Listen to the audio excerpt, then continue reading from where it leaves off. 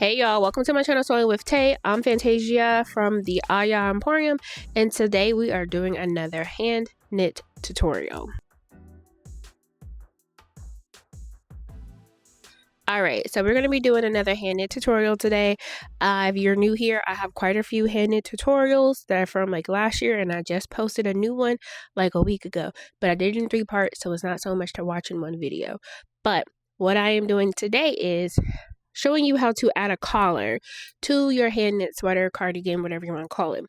But for this video, I'm not doing the whole video full out.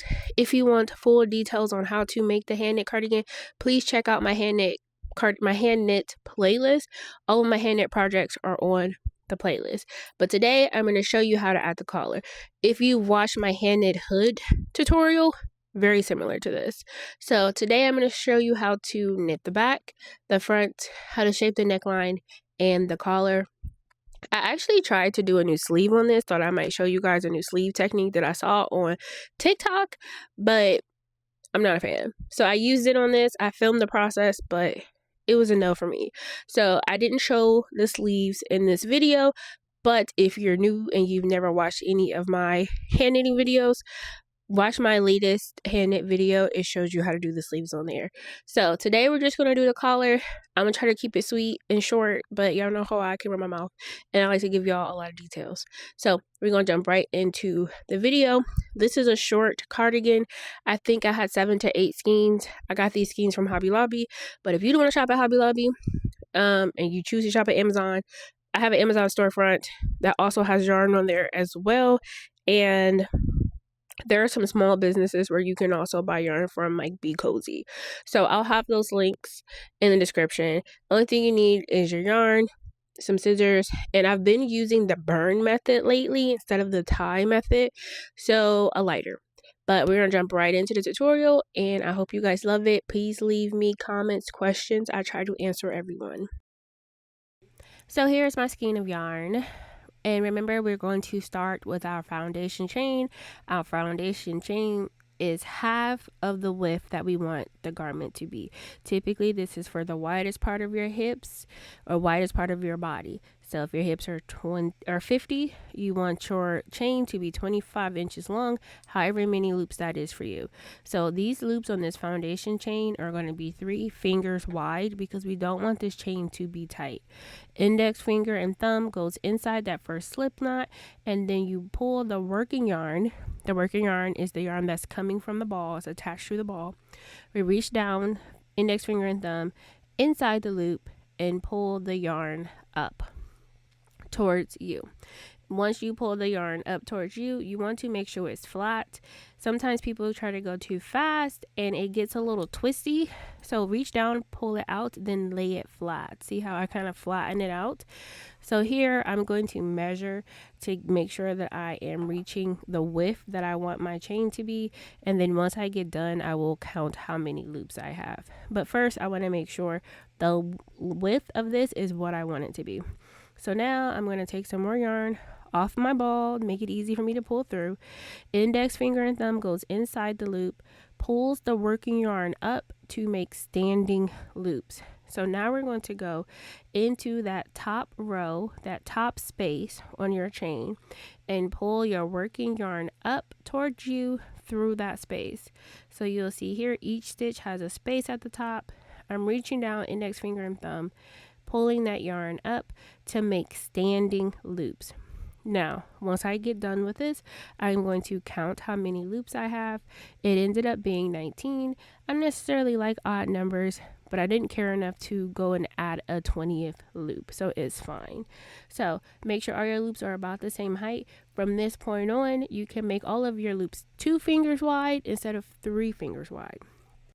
You also have to determine how long you want your sweater to be, meaning the length from the highest point of your shoulder, where your shoulder meets your neck, down to however long you want it to be.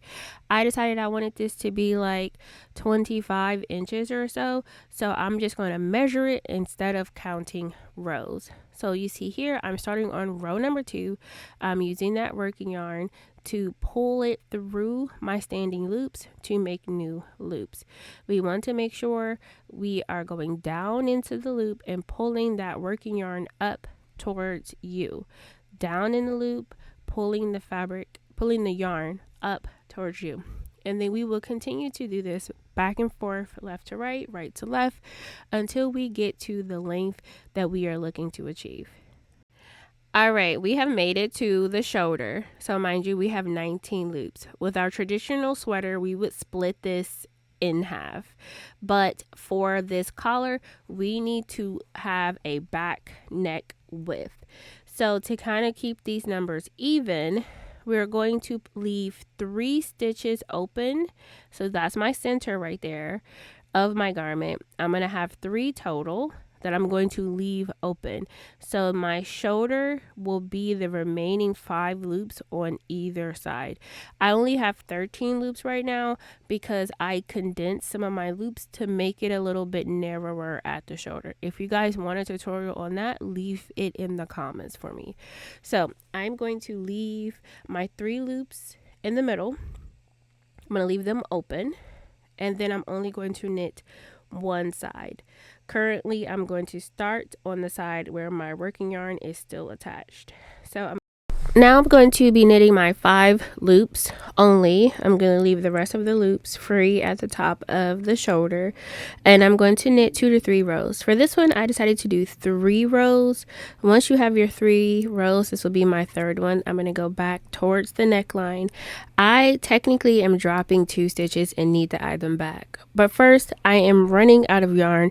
I'm going to be using the burn method to attach my yarns together. I recently started doing this and I actually like it. So you have to give it a good, get it going, a good burn. And then I like to squeeze them together so that they kind of catch together very good, and then roll it to kind of give it some stability. So I have my 3 stitches here at the top. In a perfect world, this would be 4.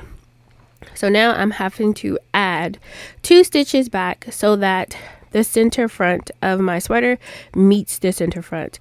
When you add these stitches, you want to make sure that they are close together, so you don't want a big gap. And to add the stitch, all I'm doing is twisting the yarn and pulling the working yarn through so I have a loop slip knot facing down. So you see here, I'm getting this little half circle shape. That is the goal. So now I should have 7 loops.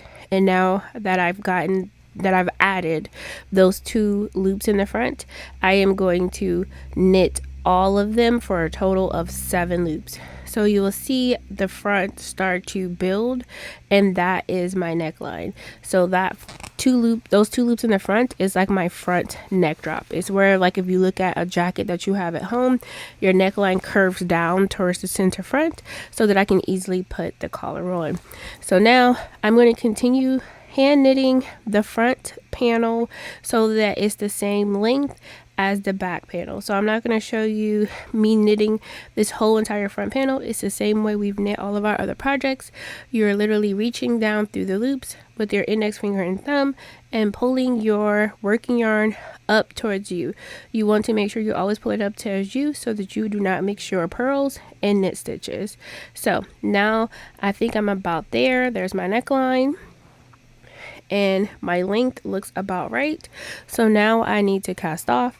And again, you guys should have seen me cast off before if you've watched my other videos, but I'm going to show you quickly here how to cast off.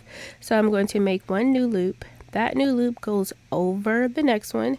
Use your working yarn to make a new loop. New loop over the next one. Working yarn comes and pulls through to make a new loop. New loop over the next one. Pull the working yarn through to make a new loop. New loop over the next one. Working yarn pulls through to make a new loop. New loop over the next one. Working yarn pulls through to make a new loop. And then we're going to cut that tail where the working yarn is attached to the ball and pull that last loop all the way through to secure it. And then you will tie it off into one of the knit stitches and tuck the tail inside the sweater. Now we have half of our neckline, half of our front, and we have our 3 stitches that we're going to leave open in the back and the 5 stitches that are hanging out there for the other side of the front. So we're going to tie on a piece of yarn, making sure the knot is in the inside of the sweater, not on the outside with the knit stitches. We're going to double tie this knot onto one of the previous rows of knitting. And then we're going to take that new working yarn and start knitting our other side front. And we're just going to do that by pulling our working yarn through those loops to make stitches. So we're going to do those 5. We're going to do the same thing. We're going to knit 3 rows, and then once we get to the end of our 3rd row, we are going to knit 2 stitches. So this is row number 2, and then we have row number 3.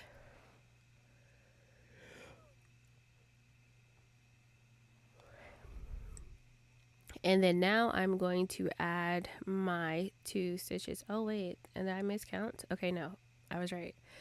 Sorry. So we're going to have our last stitch there. Now we're going to we're going to add our knit stitch. So we have 1 that we added, and then we have 2 that we added. So I just twist and I pulled it through just like that. You want to make sure they're close together. So this last one wasn't looking right. I'm going to twist it, pull the working yarn through so that my loop is facing down and I can continue to stitch. So once you get that loop the way you want it to be, then we're going to knit 7 stitches just like we did on the other side, and you will see the neck shaping start to come together. So I'm going to continue to knit a couple rows on this side front just so you guys can get a good visual of the neck shaping, but I'm not going to show you me knitting this whole side front. If you need a tutorial that's going to show you how to actually put this sweater together, how to make your knit stitches, please look at my latest video or my hand knitting playlist on YouTube. So once we get through this part, I will show you guys a better visual of what the neckline shape looks like. So here we have it. You see we still have those 3 stitches left in the back. We have our front neck drop and we have a curve. So this is what your neckline shape should look like. Now we're going to start the process of adding stitches to start the collar. This is the back, the inside of the sweater. I'm just going to pick like 2 loops here. I just flipped this over to show you. I'm going to pick 2 purl stitches. I'm going to insert my yarn because I have to insert yarns for this, so the same way we do it for the shoulder. I'm going to pick 2 loops on the back and I'm going to double tie my working yarn so that I can begin adding stitches to knit the collar. Once I've done with this, I'm going to flip it back over to the front because it's a lot easier to see when the front is facing up towards you. So we have our yarn attached, and now we're going to start to add loops. All right, so now our garment is facing upward towards us. We're looking at the outside or the right side of our sweater. I'm going to take my working yarn and I'm going to pull the yarn through the stitches on the edge of the neckline to make standing loops. So you'll see me pull the yarn up through here. You want them to be relatively close together. You don't want to skip like 2-3 stitches. You want to try your best to pull the yarn through the stitches that are right next to each other. So, and you also want to make sure that they're even left to right. So if you have like 6 stitches on one half of the neck, you want to make sure the other half of the neck has 6 stitches, if that makes sense. So I'm going to go around. I'm going to use my working yarn to pull the loops up towards me. When you get to those loops in the back, the ones that were already there that we left standing, you're just going to knit those like we have been knitting. So you're just going to reach down through the loop, pull the working yarn up to make new loops. But the ones that do not have standing loops, like the side and the front neck drop, you will be inserting loops into the top edge, and it looks like this. Now that we have this row, we're just going to knit back around. The only thing here is I don't want my collar to stand away from my neck. I don't want it to be too wide. So what I'm going to do to kind of bring it in, I'm going to crisscross 2 loops and I'm going to pull the working yarn through 2 of them. So put 2 loops together, pull your working yarn through 2 of them. I did this for 4 sets, basically 2 at the sides of the neck and 2 at the back of the neck. That way the neckline is a lot closer to you and you don't have this like wide open neckline. So once you have joined those stitches to make that shaping for your neckline, then I'm going to knit back around one more time, and your collar can be as tall as you want to. I honestly felt like this collar was a little bit on the taller side, but I thought it made a better video if it is a little bit more dramatic, and you can adjust as you see fit. So I'm going to go back one more time. And then again, you want to make sure that you're keeping your stitches close together. You don't want any big gaps in between your stitches. Then once I get back to the front, I decided that I want to do one more row, but you can kind of see here how the neckline shape is starting to build up and your collar is starting to form. So I'm going to knit back around one more time. I think in these situations, a good collar size would be 2 to 3 rows, but again, it depends on how wide you want it to be. Once I get back to the other center front edge, then I'm going to start my cast off, and your cast off is the same way we've done all of our other cast off. Sorry, I'm a little bit off screen here, but I'm going to cast off now. You see it's standing up straight. It is very like narrow. You don't want it to be too wide. So oh, I guess not, guys. I guess I decided to do a 4th row. I was a little aggressive with this one. Sorry, I'm doing my voiceover after I did this, so I'm rewatching this back with y'all. Now that I'm back at the other side of the front, now I'm going to do my cast off. Pretty tall. This is a very tall collar. So now we're going to make one new loop. The new loop goes over the next one. Make a new loop over the next one. Make a new loop over the next one, make a new loop. So we're just going to repeat this process till we get to the other side front. We do want to make sure we don't make this too tight. I actually feel like mine was a little too tight, and I should have left a little more ease between the stitches for the cast off, because when I put it on, it was kind of like not coming all the way to the center front, which is what I wanted. So I would say make sure you don't make this cast off very tight. Don't make it too big to where it's like big gaps, big loose strings, but you want it to be easy and soft. Once you get to the end, pull your working yarn through. You want to tie it off on the inside of the garment and then hide your tail like always. So here is your collar. This is what it looks like. I will say in hindsight, I would probably take out one of these rows so it's not so tall, but it is a little bit more dramatic. I think it's still cute, but that is how you add a collar to your hand knit cardigan, your hand knit projects. If you guys enjoyed this tutorial, please leave me a comment, please share, and I'll catch you guys at the next project.